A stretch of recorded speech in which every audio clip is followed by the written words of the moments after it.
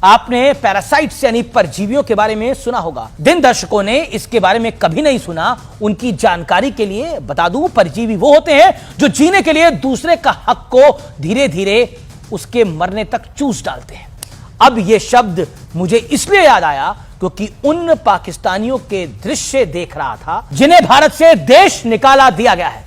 पहलगाम में आतंकी हमले के बाद भारत सरकार ने पाकिस्तानियों के वीजा रद्द कर दिए हैं, जिसके बाद ऐसे ऐसे पाकिस्तानी बिल से बाहर निकल के आ रहे हैं जिनकी कहानी सुनकर आपके कानों को यकीन नहीं होगा। आप भी सुनिए और देखिए, इन सज्जन से मिलिए। इस बुजुर्ग के परिवार में 40 सदस्य हैं, पत्नी, उसके 2 भाई, पिता, दादा सब पाकिस्तानी हैं।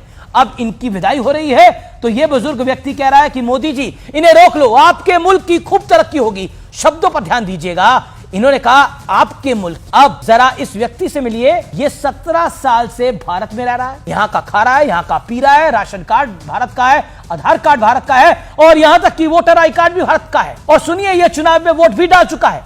अब यही से ग्रेजुएशन कर रहा है और भारत निकाला दिए जाने से बेहद नाराज है, मोदी को से नाराज है, क्योंकि इसका कहना है कि अब तो ये नौकरी की तलाश करना शुरू करने वाला था। तीसरा किस्सा सुनिए, ये सीआरपीएफ का जवान मुनीर खान है। पाकिस्तानी नागरिक मीनल से इसने शादी रचाई है। मुनीर खान ने अपनी बुआ की बेटी से ऑनलाइन शादी की थी।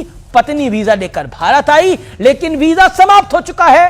मैडम यही है, रुकी हुई है और यहीं बसी हुई है। हमारी 9 साल पहले मंगनी हुई थी, हमने वीजा अप्लाई किया था लेकिन नहीं था हो रहा। 9 साल तक हमने इंतजार किया। फिर हमारी ऑनलाइन शादी हुई है। मेरी फुप्पो के बेटे हैं, मतलब बुआ के बेटे हैं मेरी।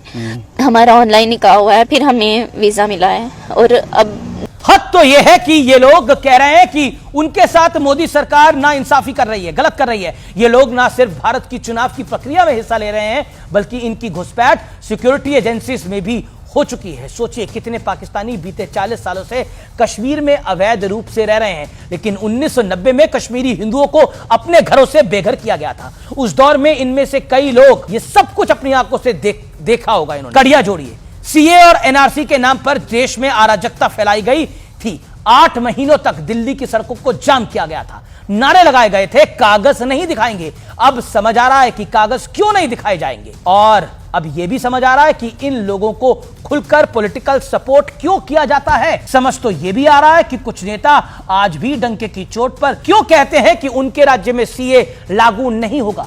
देश अब यह भी समझ चुका है कि डेमोग्राफी में बदलाव की जो बातें कही जाती है उसमें सच्चाई दिखाई दे रही है। दशकों से भारतीयों का हक पूरे हक के साथ आने वाले इन पाकिस्तानियों का न सिर्फ रेड कारपेट वेलकम दिया गया, बल्कि इनके दस्तावेज भी बनाए गए। जबकि पाकिस्तान से आए प्रताड़ित हिंदुओं को नागरिकता देने वाले कानून के खिलाफ नेता, अभिनेता, बुजुर्ग हो चुके छात्र, टुकड़े टुकड़े गैंग के संस्थापक सब सड़क पर संग्राम करने के लिए उतर आए। देश ये कभी भूलेगा नहीं। इन परजीवियों से छुटकारा पाने का वक्त आ गया है व्यूअर्स, और इसकी शुरुआत हो चुकी है।